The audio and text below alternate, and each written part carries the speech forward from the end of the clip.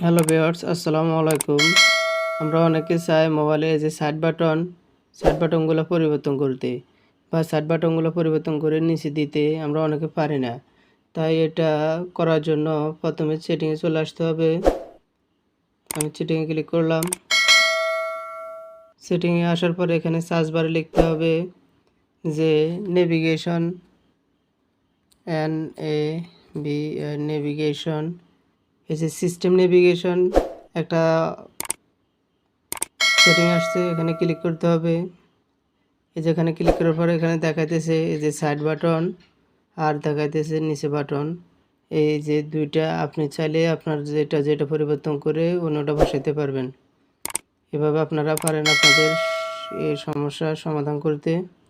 ধন্যবাদ সকলকে ভিডিওটা দেখার জন্য।